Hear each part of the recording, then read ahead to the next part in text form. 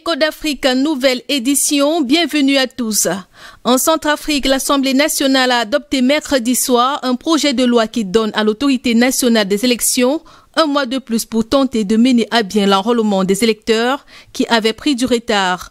L'opération devait s'achever ce 27 septembre, c'est-à-dire dans 3 jours. La majorité présidentielle et l'opposition sont tous tombés d'accord pour reconnaître que la convocation des électeurs ne pouvait plus avoir lieu à cette date, au risque de mettre en danger tout le processus électoral. Sur les 122 députés présents dans la salle, une trentaine de l'opposition sont sortis juste avant le vote à main levée pour manifester leur désaccord face à ce qu'ils qualifient de coup de force de la majorité présidentielle. Une action sans grande conséquence, le projet de loi portant modification du code électoral a finalement été adopté par 80 voix pour et 12 contre. L'autorité nationale des élections obtient ainsi un sursis. Elle a jusqu'au 16 octobre pour terminer l'enrôlement des électeurs et publier une liste électorale provisoire.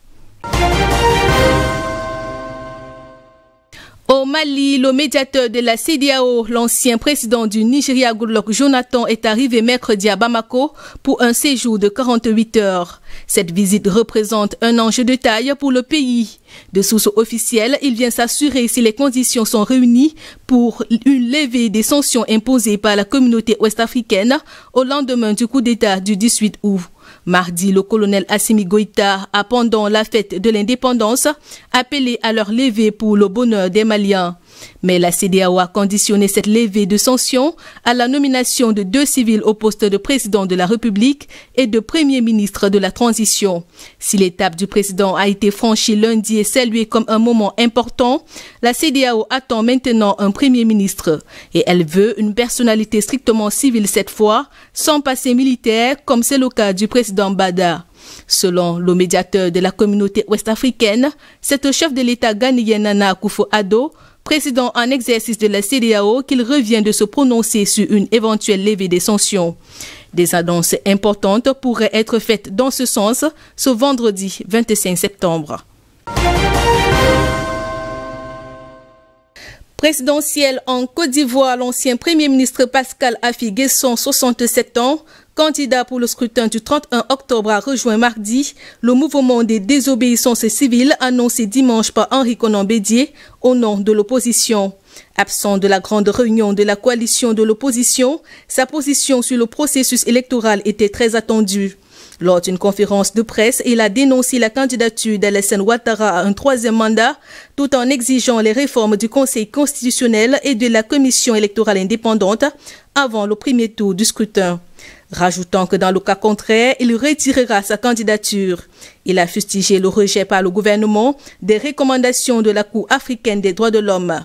Dans cet élan, Pascal Affi-Guesson a appelé tous les militants et sympathisants, tous les Ivoiriens qui aiment la paix, la liberté et la démocratie, à être prêts à traduire en mesures concrètes les appels à l'action qui seront lancés dans les prochains jours. À noter que cet appel à la désobéissance civile fait suite au rejet par le Conseil constitutionnel de 40 des 44 candidatures. Depuis la décision de Ouattara de briguer un 3e mandat, la Côte d'Ivoire vit au rythme des tensions et de la crainte de violences meurtrières à l'instar de la crise post-électorale de 2010 qui avait fait 3000 morts. Lundi, le représentant spécial du secrétaire général des Nations Unies pour l'Afrique, de l'Ouest et le Sahel a invité depuis Abidjan les acteurs politiques ivoiriens à la concertation en vue d'une élection présidentielle inclusive le 31 octobre. Au Burkina Faso, la Commission nationale électorale indépendante a refermé mardi 22 septembre à minuit le processus de réception des dossiers de candidature pour les élections législatives du 22 novembre prochain. Ouvert le 17 septembre 2020, 152 partis, 6 formations politiques et 30 regroupements d'indépendants étaient autorisés à déposer leurs dossiers pour ces échéances. Tous des partis et formations en règle vis-à-vis de la loi. Selon le président de la commission électorale, après le dépôt des dossiers pour les législatives, commencera dès le 28 septembre prochain la réception des dossiers pour la présidentielle. Passé ces 2 étapes, un comité technique passera au peigne fin les différentes pièces en vue de la validation des candidatures. En prélude à ces élections, la période d'enrôlement prévue se tenir du 3 janvier au 17 juillet 2020, à l'extérieur comme à l'intérieur du pays, a été interrompue le 20 mars dernier à cause de la pandémie de Covid-19. Rendu au 17 juillet, le président de la CENI avait indiqué que l'opération avait touché 2 300 076 100 nouveaux inscrits, soit 995 472 femmes et 1 380 628 hommes. À en croire les mêmes sources, la campagne électorale est prévue se tenir du 6 au 20 novembre prochain. Dans l'actualité au Congo-Brazzaville, les populations appellent les autorités à alléger sinon à supprimer le couvre-feu de 20h à 5h du matin instauré depuis 6 mois dans le cadre de la lutte contre la pandémie de Covid-19. Pour les populations, cette mesure les empêche à bien exercer leurs occupations quotidiennes, notamment celles qui sont dans l'informel. Depuis le 31 mars, le Congo est en état d'urgence sanitaire et depuis la ville de Brazzaville, avec son 1,5 million d'habitants, vit au rythme de cette mesure qui n'est pas sans incidence sur la recherche de leur pitance quotidienne. Récemment, une plateforme d'ONG de défense des droits et de la démocratie a demandé aux autorités de reconsidérer, d'assouplir ou de lever simplement ce couvre-feu. Direction Soudan, le procès de l'ex-président Omar El-Béchir, jugé pour son rôle dans le coup d'État qu'il a porté au pouvoir en 1989, a de nouveau été reporté au 6 octobre. L'annonce a été faite par le président du tribunal.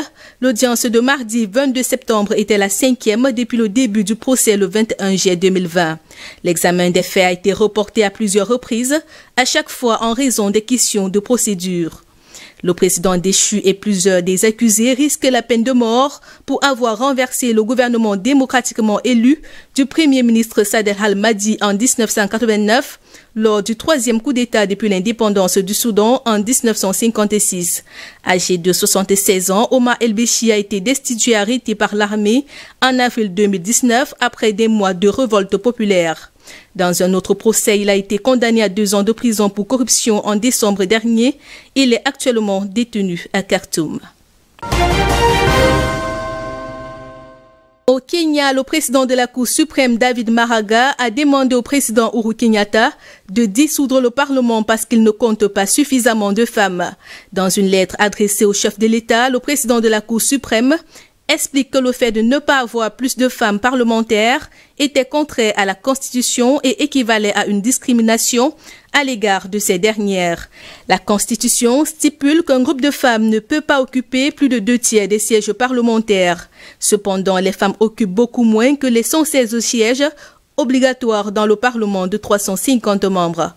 Pour le président de la Cour suprême, le Parlement a soit échoué, soit négligé de promulguer la législation nécessaire à la mise en œuvre de la règle du genre, malgré 4 décisions de justice en ce sens. Un détour au Mozambique avant de refermer cette édition. Les attaques croissantes de groupes armés djihadistes aggravent la menace de la faim dans le nord du pays. Selon le Programme alimentaire mondial, plus de 300 000 déplacés dépendent de l'aide alimentaire. L'agence onusienne se dit très occupée par l'intensification du conflit et la détérioration de la sécurité alimentaire dans la province de Cabo Delgado.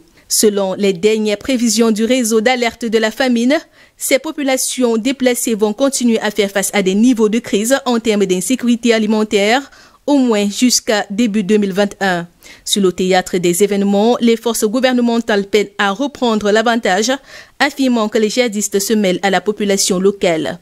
Aujourd'hui, le nord du Mozambique est l'épicentre de tensions sociales et économiques qui ont des conséquences dévastatrices sur la population.